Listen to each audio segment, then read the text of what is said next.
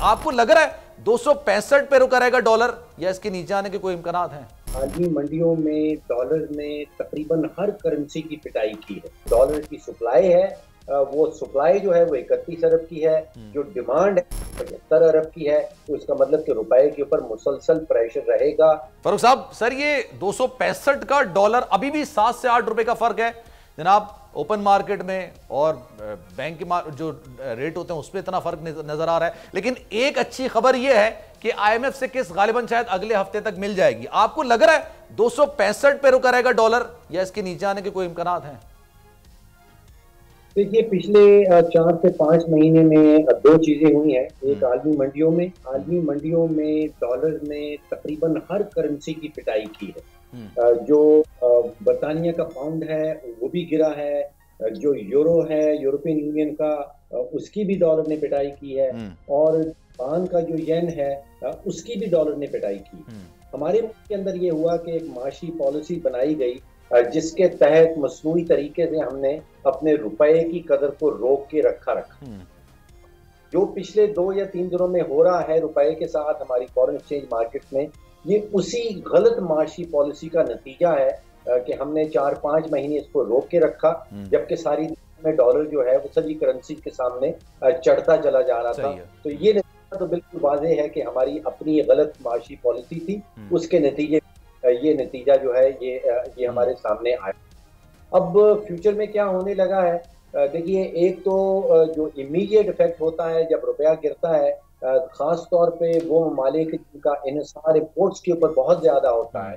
अब कि हम गंदम भी इंपोर्ट करते हैं, पेट्रोल डीजल इंपोर्ट होता है, खाने बनाने का तेल इंपोर्ट करते हैं, अद्वियात, दालें, कपास, कोयला, एलएनजी, सब चीजों की कीमत जो रुपयों में है वो बढ़ जाती है। सही है। अभी हुकूमत के आदाद शुमार हमें ये बता रहे हैं कि जो महंगाई की शरह 25% है। मेरा तखमीना ये है कि तकरीबन ये महंगाई की शरह जो है ये 30-35% तक पहुंच जाएगी। सर 37 कह रहे हैं, वैसे 37% कह रहे हैं जो महंगाई की शरह है तकरीबन इस वक्त।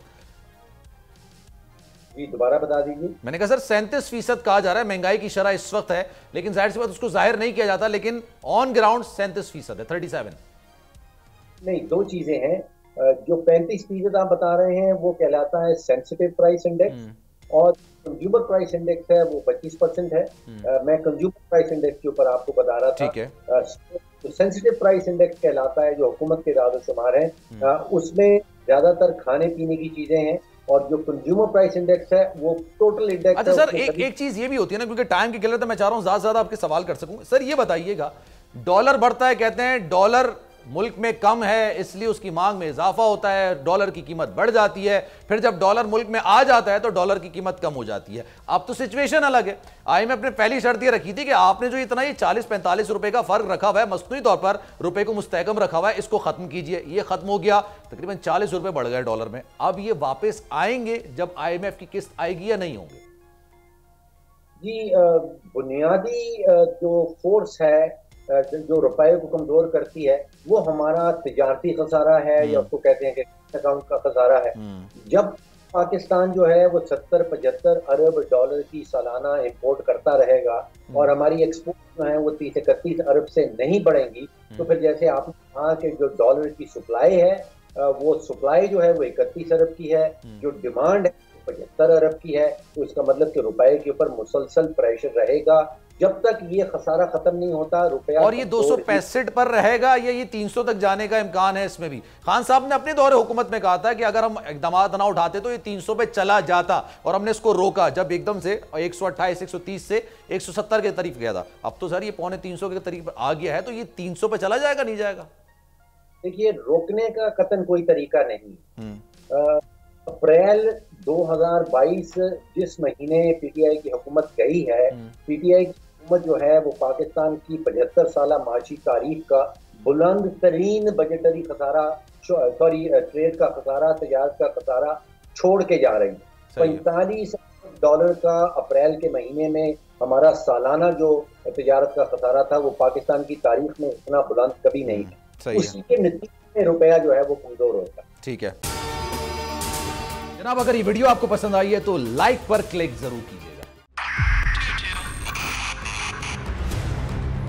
2022 बहुत सारे तोहफे भी देखे गया पाकिस्तान की आवाम को। पाकिस्तान की आवाम को एक तोहफा ये दिया कि आवाम को पता चल गया कि पाकिस्तान का मीडिया क्या है। साल 2022 में सबसे ज्यादा देखे जाने वाला चैनल बोल न्यूज रहा नंबर 1। हमने बहुत सारे शोज और ट्रांसमिशंस की, पूरा साल मुसलसल जदोजहद में निकल गया कि ये वोट ऑफ कॉन्फिडेंस के पीछे कौन लोग थे।